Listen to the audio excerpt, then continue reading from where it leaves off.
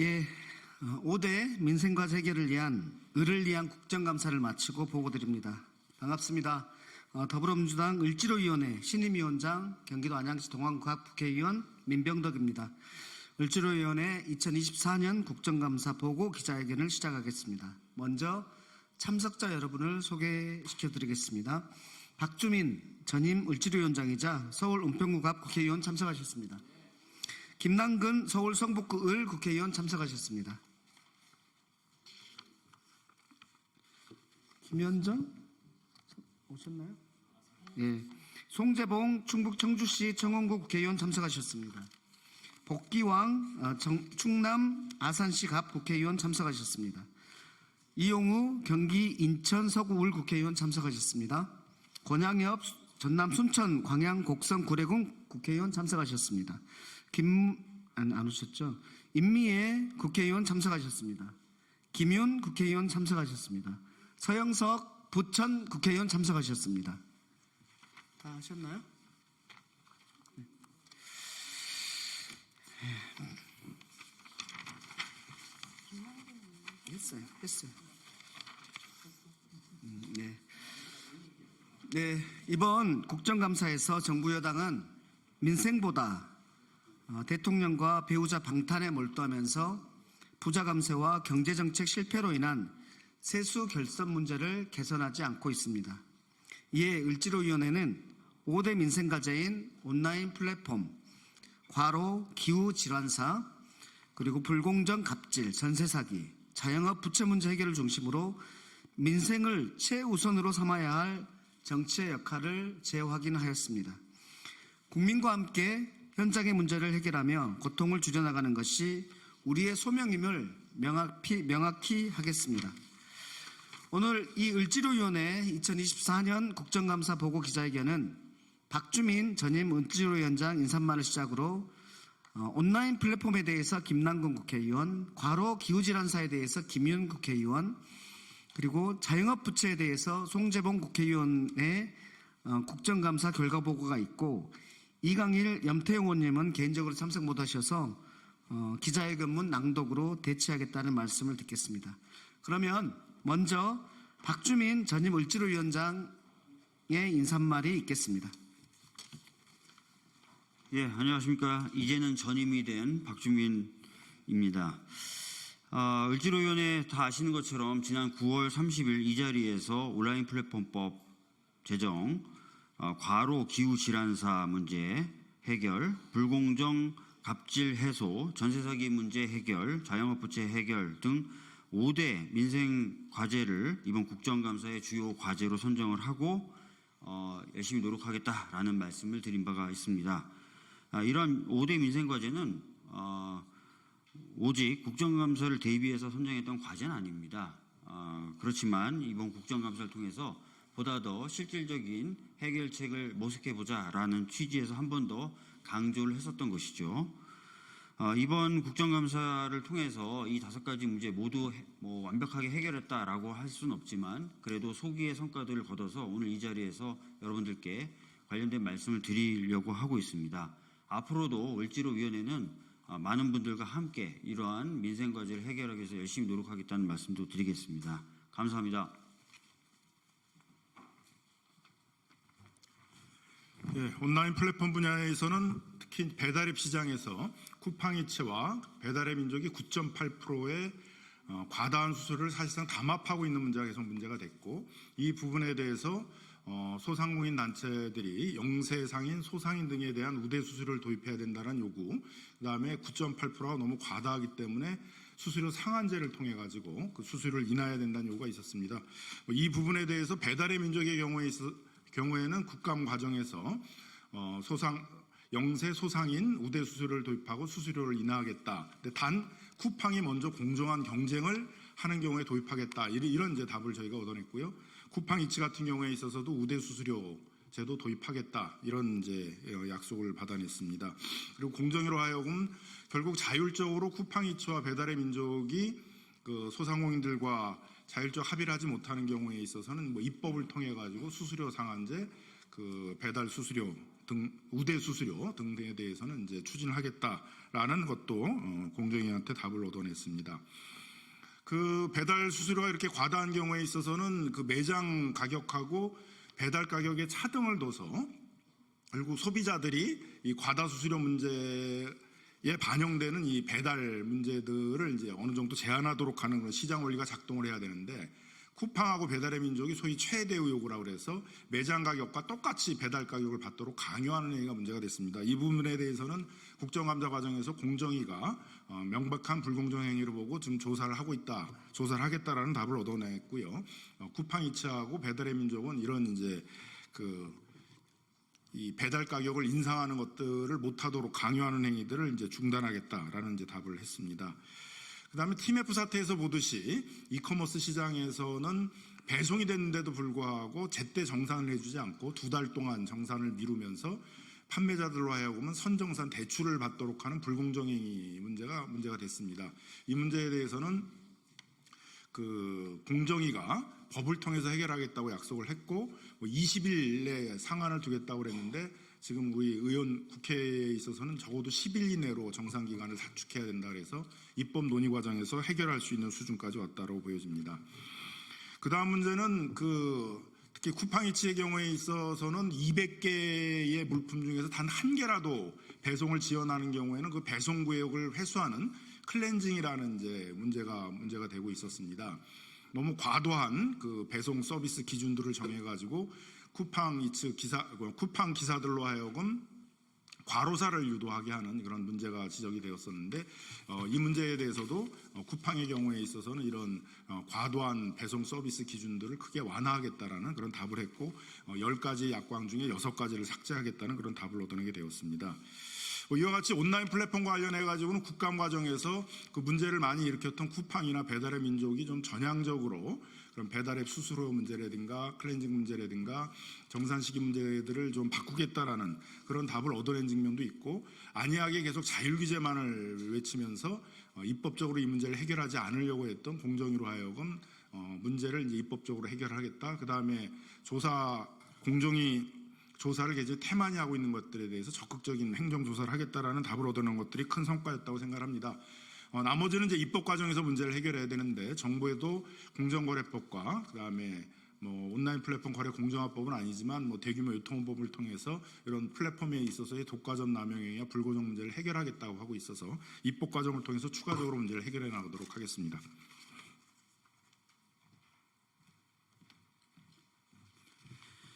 예, 더불어민주당 보건복지위원회 위원 김윤입니다. 저는 이번 국감에서 을지로위원회 5대 민생과제 중에 온열질환 문제와 국민연금의 ESG 투자 문제를 지적하였습니다. 정부는 온열질환자 수를 3,700여 명으로 파악하고 있는데, 실제 건강보험 통계를 보니 온열질환자 수가 그의 6배에 달하는 2만 명이 넘는 것으로 조사되었고, 사망자 수는 정부가 34명이라고 이야기를 하고 있는데, 외국의 사례를 보면 아마 수십 배에서 많게는 100배에 달하는 사망자가 발생할 것으로 추정됩니다. 그래서 정부가 온열질환 문제에 대해서 정확한 실태를 파악하고 국민들을 온열질환 피해로부터 예방하기 위한 조치를 관계부처, 고용노동부, 농림축산식품부와 협력하여 대책을 마련할 것을 촉구하였습니다. 국민연금공단에 대해서는 2019년 공단이 ESG 책임 투자를 하겠다고 약속해놓고 여전히 대기오염, 폐수 배출 등의 법령을 위반한 기업에 투자를 하고 있는 문제를 지적하였고, 국민연금이 ESG 평가 등급별로 어느 정도 숫자의 기업에 어느 정도의 금액을 투자해서 어떤 수익률을 내고 있는지를 밝히도록 요구하였습니다. 이상의 국감 사항을 근거로 해서 온열질환을 예방하고 연금이 책임 투자를 할 수 있도록 앞으로도 계속 노력해 나가겠습니다. 감사합니다. 예, 산중이 소속 청주청원구 국회의원 송재봉입니다. 저는 이번 국감에서 자영업 부채 문제 해결을 중심으로 진행을 했었고요. 지금 그 자영업 대출 잔액이 1,060조 원으로 사상 최대치를 기록하고 있고 또 1인당 대출 잔액도 3억 4천만 원에 달해서 자영업자들이 스스로의 문제를 해결하기에 벅찬 그런 상황입니다. 또한 저소득 저신용 취약 자영업자 연체율이 2분기 연속 10%를 상회하는 등 자영업 부채 문제가 매우 심각하고 또 이로 인해서 자영업자들의 파산이 급증하고 있습니다. 그래서 통계 작성위에 최초로 자영업자 비중이 20% 이하로 내려와서 현재 19.7%를 기록하고 있다. 이래서 준비 안 된 갑작스러운 강제적인 구조조정이 이루어지고 있기 때문에 이것이 굉장히 심각한 우리 국가적인 재난이 되고 있다 이렇게 보고 있어서 이 문제 해결을 위해서 좀 집중했고요. 특히 이 과정에서 국정감사에서는 농업인과 그 자영업자에 대한 추심 고통을 가중시키고 있는 농림수산신용보증기금의 연대보증제도 폐지를 강하게 요구했습니다. 또한 TMF 사태 피해 업자들이 재기할 수 있도록 맞춤형 지원을 해야 된다 이렇게 요구를 해서 소상공인진흥공단의 정책자금 대출 한도를 기존 1억 5천만 원에서 5억 원으로 상향하고 부채 비율 등 대출 심사 기준을 완화해서 추가적으로 그 대출 지원을 받을 수 있는 그런 길을 열렸다. 이런 면에서는 좀 의미 있는 성과였다 이렇게 생각을 하고 있습니다.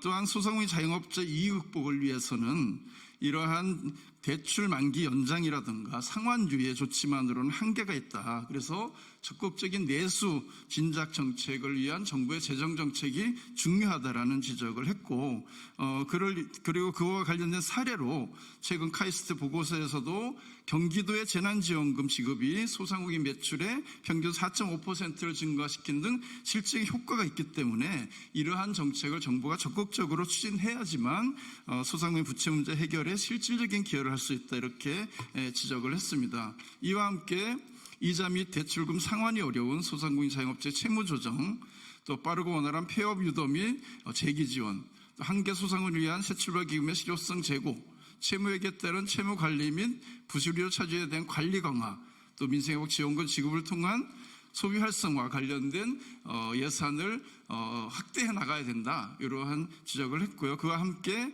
입법을 통해서 소상공인 자영업자 이익 극복을 위해서 노력하겠다. 이러한 말씀을 드립니다. 예, 이상입니다.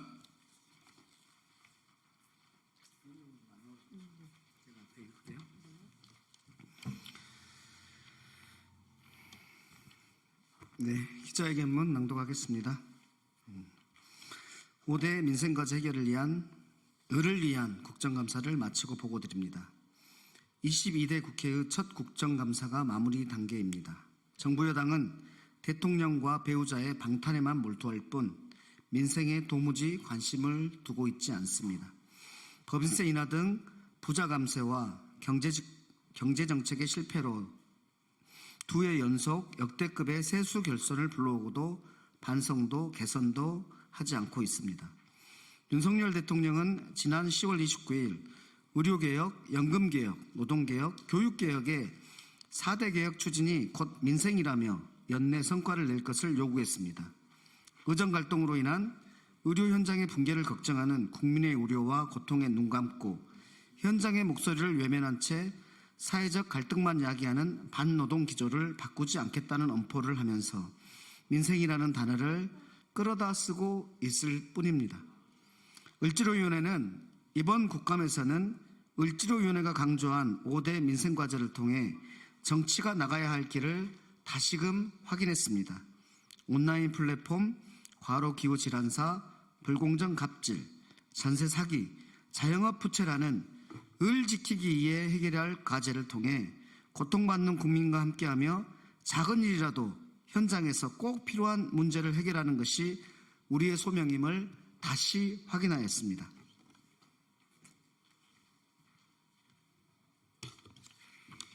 첫째, 국민의 삶에 밀착되어 있는 온라인 플랫폼의 불공정을 바로잡으려 노력하였습니다. 입점한 소상공인과 배달 노동을 비롯한 플랫폼 노동자, 소비자 문제까지 수많은 을의 삶이 연결된 온라인 플랫폼 문제 해결을 위해 노력하였습니다. 플랫폼사의 일방적 약관 변경, 배민 배달로 유도되는 자사우대, 배민의 약관 위반, 부당 수수료를 지적하고 최대우 요구 등 불공정 행위를 질타했습니다. 국정감사를 통해 작지만 변화의 조짐이 보이기 시작했습니다. 플랫폼사와 정부는 최대우 요구 개선, 택배 서비스 기준 요건 완화, 배달앱 수수료 인하 및 우대 수수료율 적용 구간 확대, 언론인, 노조 상대 소송 취하 등 절실한 의뢰 요구를 인정하고 변화를 시작했습니다. 변화가 실현될 때까지 끝까지 노력하겠습니다. 쿠팡의 플랫폼 노동자에 대한 원청으로서 처우 개선, 사회보장제도의 문제 또한 지적했습니다. 수수료 인하와 영세 사업자 우대 수수료 적용 확대, 배달기사 최저 운송요금 제도 도입, 클렌징 제도의 전면 폐지, 정산 기간을 10일 이내로 단축하고 아이템 인허 정책 중단 등 온라인 플랫폼 불공정 개선을 위해 계속 노력하겠습니다. 둘째, 기후 위기와 과도한 노동 강도로 인해 많은 노동자와 농어민들이 과로와 기후 질환에 심각한 위험에 처해 있는 현실입니다. 이번 국정감사에서 질병관리청의 온열질환 과소평가를 강력히 지적하며 고용노동부와 농림축산식품부 등 유관부처와의 협력을 통해 실효성 있는 온열질환 예방책 마련을 촉구했습니다. 정부는 올해 온열질환 수가 전년 대비 31.4% 증가해서 총 3,704명이라고 발표했습니다. 그러나 건강보험 통계에 따르면 온열질환 진료 환자가 2만 1,000명으로 정부가 발표한 온열질환자의 6배에 달하는 규모입니다. 질병관리청의 감시체계가 실태를 충분히 반영하지 못하고 있음을 지적했습니다. 특히 농촌, 어촌에서 작업 중 발생하는 온열질환 문제와 관련해 외국 사례처럼 외국인 근로자들이 이해할 수 있는 언어로 된 온열질환 예방 가이드북 제작이 필요합니다. 또한 플랫폼 노동자에게 고강도 노동을 강제하는 알고리즘 공개와 웹툰 작가 등 마감 노동자의 적정 노동시간 가이드라인 마련도 요구했습니다. 기후변화와 과도한 노동이 결합하여 발생하는 과로와 기후질환의 문제는 우리 사회가 직면한 중대한 보건 문제입니다. 이에 따라 많은 노동자와 농어업인들이 위험에 처해 있는 현실을 개선하기 위해서는 상병수당 확대와 같은 제도적 장치가 필요합니다. 이는 아프고 힘들 때 쉬고 다시 일할 권리를 보장하는 중요한 첫걸음이 될 것입니다. 앞으로도 국민의 건강과 안전을 지키기 위해 과로와 기후질환 문제 해결을 위한 정부의 역할을 점검하고 관련 법과 제도를 강화하는 데 최선을 다하겠습니다. 셋째, 가맹점 불공정 거래와 대기업의 중소기업 기술 탈취 등 불공정 갑질을 바로잡는 국정감사를 하였습니다. 국감기간 신한카드 핀테크 기업 기술 탈취 해결을 위한 상생 협약을 했습니다. LG유플러스의 왓챠 기술 탈취 문제를 지적하였습니다. CJ 올리브영과 협력사의 상생 협력도 추진했습니다. 국내 치킨의 일방적인 변동 가격제의 문제점, 만쿠라, 만보당 등 백화점 등 특수상권에서 가맹점임에도 직영점 형태로 입점해 보호받지 못하는 가짜 직영점을 지적하고 대책을 촉구했습니다. 더본코리아의 연돈 볼카치 등 가맹 희망제에게 허위 가장 매출 정보를 제공하는 가맹사업의 문제를 지적했습니다. 기술 탈취와 불공정 해소를 위한 특허청, 중기부, 공정위 등 정부의 노력을 요구했습니다. 또 기후위기에 따른 수급 불안과 가격 변동성으로 생산자와 소비자 모두 고통받지만 오직 농산물 도매시장 도매법인만이 농산물 가격에 비례한 수수료 수치로 이익을 독식하는 문제를 지적했습니다. 공유미용실을 통한 골목상권 침탈 우려 등을 해소할 것을 요구하기도 하였습니다.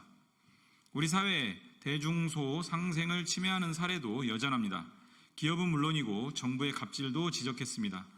일회용컵 라벨지 생산 피해업체 등은 정부가 일회용컵 보증금제 전면 시행을 철회하면서 조폐공사는 계약서상에 라벨지 발주도 하지 않았고 이로 인한 업체들의 피해 금액은 75억에 달합니다. 을지로위원회의 주특기인 만큼 정부의 적극적 역할을 이끌어내고 사례별 중재와 해결을 통해 을들의 눈물을 닦고 관련 입법을 서두르겠습니다. 스타트업의 혁신 기술을 개발 의지가 꺾이지 않도록 기술 탈취 문제를 극복할 입법도 서두르겠습니다. 순천 광양 곡성 구례을 권양엽입니다. 넷째, 전세 사기 피해자 지원의 현실화 방안 마련과 피해자의 소통을 강화하기 위해 노력하겠습니다. 피해 지원의 사각지대를 발굴하고 관리할 것을 요구했고 피해자 단체의 우려를 전달했으며 피해 예방을 위한 시스템의 한 단계 업그레이드를 제안했습니다. 그러나 피해자 지원의 사각지대는 여전히 남아 있습니다. 국감은 끝났지만 임대인과 임대사업자에 대한 정부와 지자체의 관리 감독 강화, 피해주택에 대한 지자체의 관리 및 하자 보수 지원 등 피해자 지원 강화, 주택 임대차 시장의 투명성 강화를 위한 제도 개선 등 전세 사기와 깡통 전세를 예방하기 위한 필요한 예산 확보와 입법을 통해 개선 방안을 마련하겠습니다. 다섯째, 자영업자의 대출 잔액은 1,060조 원으로 사상 최대치를 경신하였고 1인당 대출 잔액은 3억 4천만 원에 달합니다. 저소득 저신용인 취약 자영업자의 연체율은 2분기 연속 10%를 상회하는 등 자영업자의 부채에 대한 부실 우려가 확대되고 있습니다. 국정감사에서 농업인과 자영업자의 추심 고통을 가중시키는 농수산 신용보증기금의 연대보증제도 폐지를 요구했습니다. 또한 TMF 사태 피해자 업체들이 제기할 수 있도록 맞춤형 지원을 강력히 요청했습니다. 이를 통해 소상공인 진흥공단의 정책자금 대출 한도는 기존 1억 5천만 원에서 5억 원으로 상향되었고 부채 비율 등 대출 심사 기준을 완화하는 성과를 거두었습니다. TMF 사태 피해 업체들의 원활히 재기에 성공할 수 있도록 정부 대책의 사각지대가 발생하지 않도록 끝까지 살피겠습니다. 끝으로 소상공인 자영업자 위기 극복을 위한 내수 진작책의 필요성을 강조했습니다. 현재 만기 연장과 상환 유예 중심의 대책만 지속되면서 자영업 부채 문제에 대한 근본적인 대책이 부재합니다. 금융 지원을 넘어 내수 진작을 위한 정책이 시급히 마련되어야 합니다. 최근 발표된 카이스트 보고서에서도 재난지원금이 소상공인 매출을 4.5% 증가시키는 등 긍정적인 영향을 미친 것으로 확인되었습니다. 따라서 이번 국정감사에서 민생회복지원금을 포함한 실효성 있는 내수 진작책이 소상공인 자영업자 종합대책에 포함될 수 있도록 적극 촉구하였습니다. 이자 및 대출금 상환이 어려운 소상공인 자영업자의 채무조정, 빠르고 원활한 폐업 유도 및 재기 지원, 한계 소상공인을 위한 새출발 기금의 실효성 제고, 채무액에 따른 채무 관리 및 부실 우려 차주에 대한 관리 강화, 민생회복지원금 지급을 통한 소비 활성화를 위해 관련 예산 논의에서도 지키고 싸우겠습니다. 입법으로 소상공인 자영업자의 위기 극복을 돕겠습니다.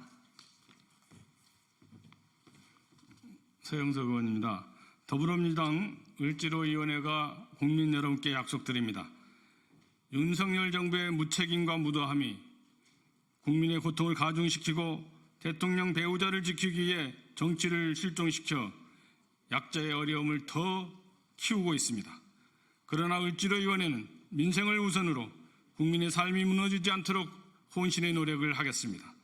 남은 정기국회에서 민생을 최우선으로 예산과 입법 논의를 하겠습니다. 을지로위원회 소속 국회의원 한 명 한 명이 민생 예산과 민생 입법을 챙기겠습니다. 골목 경제를 지켜온 그리고 침체된 경제를 뛰게 할 지역화폐 등 민생 예산을 챙기겠습니다. 동시에 특권층의 쌈짓돈으로 드러난 검찰 등 권력기관의 특수활동비를 깎고 지난해 대폭 깎였던 R&D 예산 등 엉뚱하게 쓰이는 것은 아닌지 잘 살펴 진짜 민생 예산이 될 수 있게 하겠습니다.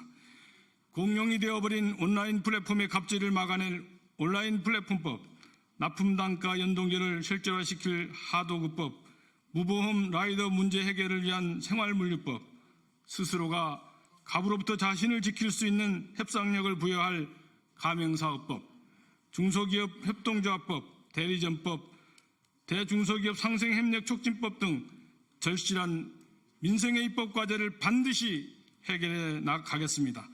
국정감사가 끝났지만 제22대 국회의 첫 해는 아직 끝나지 않았습니다. 을지로위원회는 을을 살리기 위해 더 열심히, 더 절실히 뛰겠습니다. 2024년 10월 31일 더불어민주당 을을 지키는 민생실천위원회 국회의원 1등